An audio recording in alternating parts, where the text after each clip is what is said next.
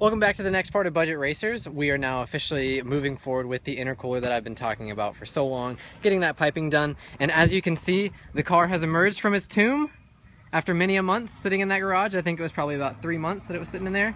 So we're gonna get the intercooler piping done. The tow truck is on its way, and I got all the various bits inside over here that we have to figure out. We have the downpipe flange, we have the O2 sensor to get them to install. So the idea is with that blow-off valve you're seeing right there, and then we also have the mass airflow sensor up here. What I'm thinking is that the pipe is going to come up through the ground right there. It's going to come off the intercooler over there, wherever it is. Oh, below, right there. Come up through that hole, and then I think I'm going to ask them to stop it, like right here. And then that way I can just install the mass airflow sensor, the blow-off valve, and get it hooked up to the intake, I guess just kind of through silicone hose that way. I don't really see any issue with that. There's probably something wrong, but whatever. It's budget races, it doesn't matter. We'll figure it out as we go along. And then other than that, of course, we're still waiting on the dyno. Off to the shop.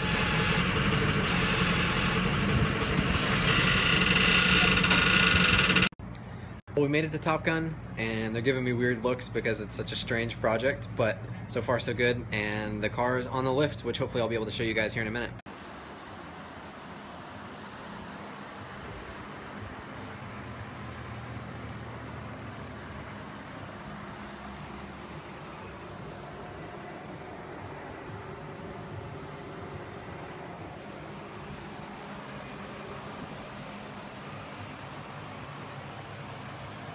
And just like that, we have an intercooler piped up. The car literally just came off the tow truck. He just cruised down the street. And as you can see, well, not yet, but it's unbelievably badass. So the wastegate just goes straight down and out to the bottom. The wastegate exhaust, I mean. And then the downpipe there, let's see if I can get a better angle. Oh, no, it's pretty good. The downpipe, of course, just comes out right there. It goes down to the other existing exhaust that was there. Then the turbo boost goes out down from the turbo, around through the little hole, just like we thought it would, into the intercooler. And look at how close they made it, just right up on it, so that way we can put the bumper back on. We won't even have to do any more trimming other than what we did. Then the cool side of the intercooler comes out up through the hole, just like I thought it would. They didn't even have to trim it. They had to move our battery terminal, and they said that we can just put it over here, because this does move up and down a little bit, but no big deal. I mean, it's hanging on its own weight right now and has been for about a day, because I went and saw this at the shop yesterday before it got picked up. They did everything for us, which was badass. I didn't expect them to do this. They installed our MAF. They didn't do the blow-off valve. Shit. Hopefully it's still in here.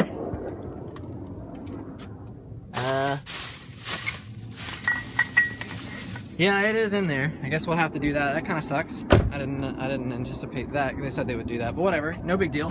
And then they got the O2 sensor in there, right? Well, that black cable down there is the O2 sensor. So that looks solid. It's all piped up, so we'll have to do the blow-off valve probably right in that other black tubing right behind the MAF. And then the last thing I asked them to do was get rid of that awful AutoZone muffler, and so now it's just a straight pipe. So I'm extremely excited to hear what this beast sounds like when it's fired up. I'm gonna go up to the auto parts store and fix this drain line. So it's so low. Let me see if I can get under here. I'm gonna explode if anybody else says please fix your drain line, because that's probably the most popular comment we've ever received, and we do appreciate it, but we would also appreciate if you read the comments before you comment 100,000 times on the same thing. But other than that, it's time to get that drain line fixed up, and I think we should be able to start this car after we fix the drain line. The question is, will it, oh, I'm exposed. Will it fire up with those new injectors and the stock ECU? It's not going to be able to boost, that's for sure. We're going to have to run it in vacuum, but we will see. So this is my premium solution. I got a 1/2-inch hose and those 2 small clamps you can see right there. And what I did was just use the blue plug right here. My hypothesis, oh, the new downpipe's in the way, that's kind of funny. My hypothesis is that I can just hook the that hose up to the return into the sump itself, which that's crooked right now, and I'll obviously fix that. But I'm gonna get the old pipe out of there, that old silver braided line, and I'm gonna put that new rubber hose up to the blue thing on the top. And so I get rid of that backwards bend, that backwards angle. And then just gonna connect them up so there'll be like a curve, but there won't be a drop and then back up like it was before. And there also will be no kinks either. So if this goes to plan, which hopefully it will, then this should be relatively straightforward. I got all the various bits and pieces off, and it's not gonna work because these blue things, one of them comes out of the turbo and one of them comes out of the oil pan for the drain. And they basically, one of them sits like this and the other one sits like this. So that's like a top-down view, or a bottom-up view as well. So like that's what it looks like coming out of the turbo on the top left, and that's what it comes out on the bottom right. Pretty much every orientation, no matter which way you turn each of the two, you end up with some loop or some way to have to make the oil go back up, which is obviously the whole purpose of me trying to fix this. So instead what I'm gonna do is go get a hose that's this big, as big as this thing, which I believe is an inch, because this one was a ½ inch. This hose actually fits perfectly up there, so if it had worked out that we had more space, that would have been a perfectly fine solution. But pretty much I'm just gonna have to not use this screw and just put the new hose over it. And then we'll probably have to wrap the top or the bottom thread on the pan with the thread sealant, and otherwise it should work fine. It's not going to have pressure, obviously, because it's just the drain, so I'm going to go get the right hose and hopefully get that done.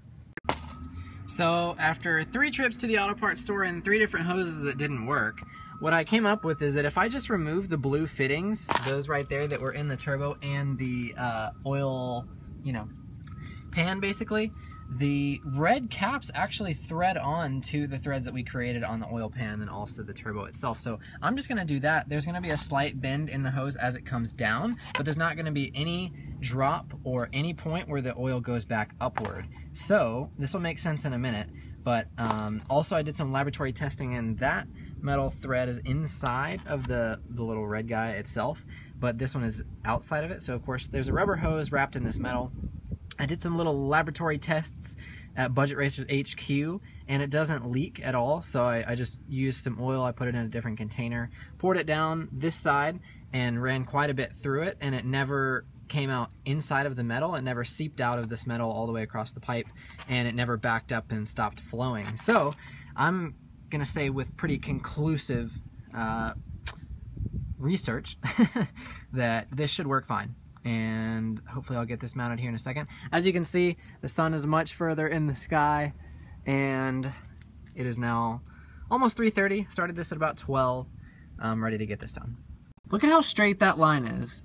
Straight down, straight into the oil pan. No bends, no curves, no nothing. I probably cut like 6 or 8 inches off that. I tried like 3 different times to get it all hooked up, and like I said, the red guys do thread in. And then at the top I went ahead and taped it on the outside just to be sure that there would be no leakage action, but I'm fairly certain there won't be. So now we put the ECU back in, we wait for Steven to get home from work, and fire this bad bitch up. I'm stoked. So we got the oil drain all fixed up. Next up on the list was to install the blow-off valve, but it does not fit. There's nowhere to put it. So that pipe comes all the way up. There's a little nipple there that we need for the wastegate and the boost controller. So that makes it a little bit more difficult. I need to get this here because of course the blow-off valve is going to sit on top of this, and those pipes will allow it to connect up.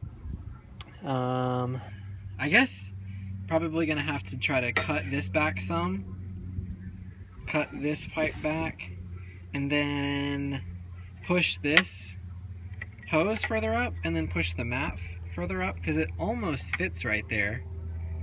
A little bit more distance. I keep turning the camera away because I'm looking in reality instead of through the lens.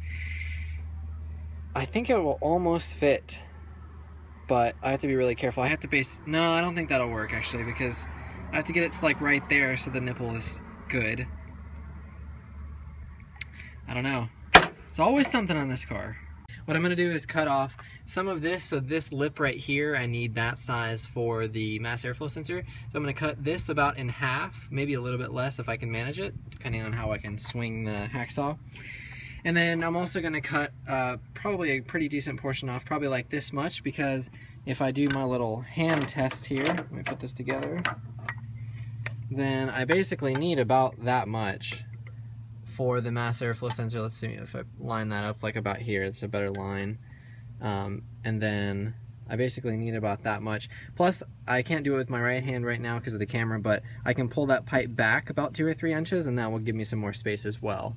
And so that should do the trick. I think I'm just gonna do that. I want to get this done today.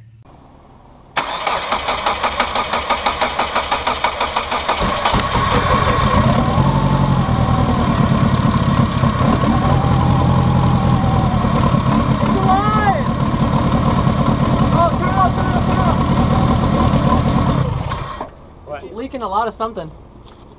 You're just spewing it. Oh, What? That smells like gas. Yep. Smells like gas now. it's the injectors. Yep, it sure is. They're not sitting in there right. Oops. Hey, at least I got it. Yeah, thank you. Yeah, I thought you saw it and then. No, You no, can't no. see that. He's up too high. Where was it coming out? I think it's coming out of the fuel rail itself. The rail itself? Yeah, where it sits into the rail. Like where the injector sits in the rail? That would make It's sense. right here. No, it's not. It's up here to do. Yeah, we can see it I know spewing what's out leaking. from up top. Well. You guys better run with that battery. Yep.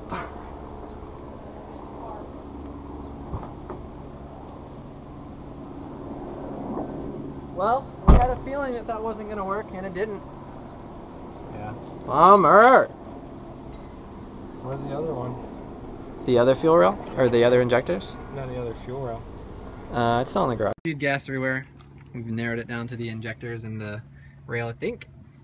Now that we've been talking this out, I don't remember putting the O-rings back in like a dummy.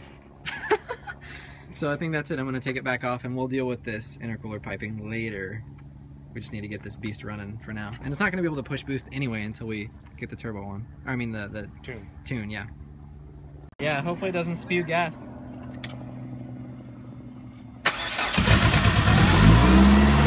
It's spraying, turn it off.